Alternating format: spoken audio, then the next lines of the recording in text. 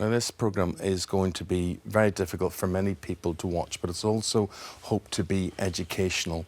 And John, who plays Ashley, tonight's episode at 7 o'clock tonight, it will have a different look and a different feel. Can you describe to people why and how it'll be different? Well, what we're trying to do is show the world as Ashley sees the world, and through the distorted lens, if you like, of his dementia.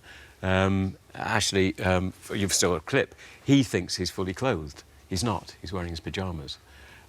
People are concerned about him, but he feels threatened by this concern. He goes into a shop. He doesn't know when he is, where he is, and money doesn't make any sense anymore. It would be a scene, which I can reveal, where he's looking at a load of metal in his hand, and it's not money anymore, it's just metal.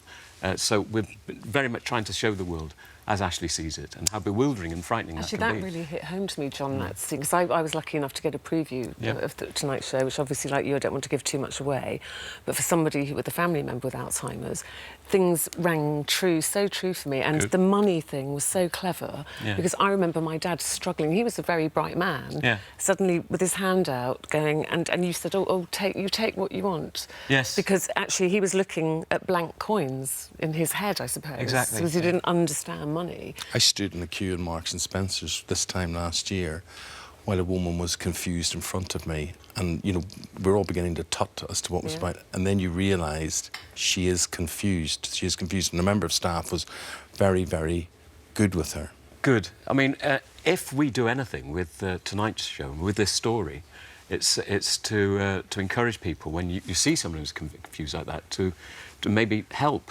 You know, don't assume that they're just off the head a bit, that they may well have some form of dementia, and you can help. You can help. The interesting thing, Ruth, about the programme is it's not just about the people who are going through this, in this case, Ashley.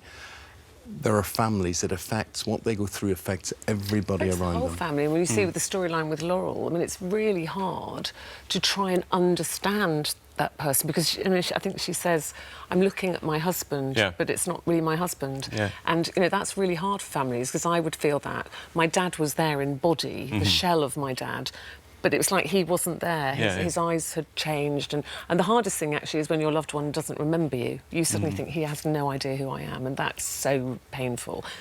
Yes, I mean, I remember once Charlotte and I were going to visit a lovely home, which I'd been to before, called Glen Rosa, where they have a dementia wing there. It's in Ilkley. It's a gorgeous place. And Charlotte was saying to me, is this going to be upsetting? I said, well, no, not for us, because we're seeing these people as they are.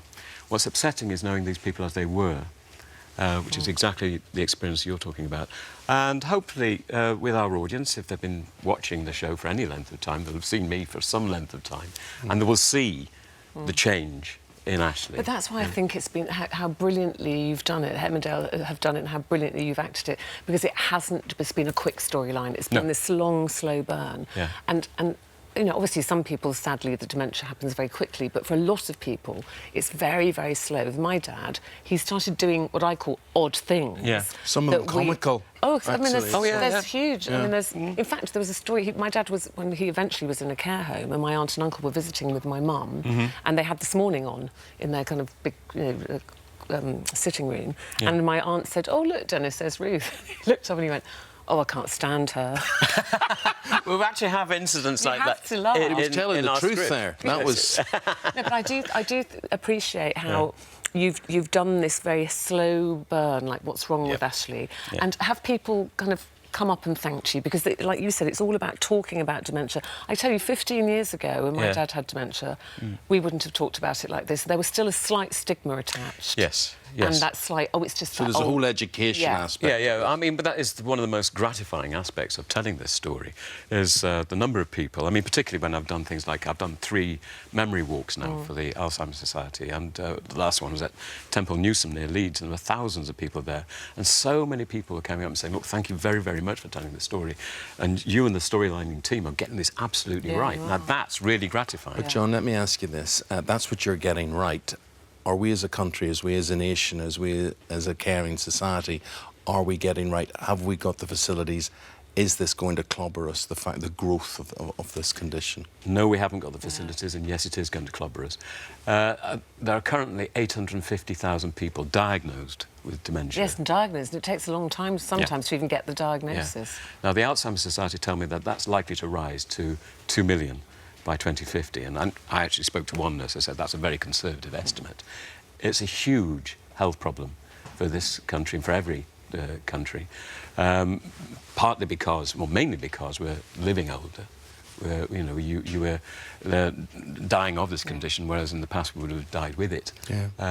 But it's going to be a huge problem. It's a huge problem now. Hello, YouTube. For more of the same, just click here, and don't forget you can subscribe for even more of these amazing videos exclusive to our channel.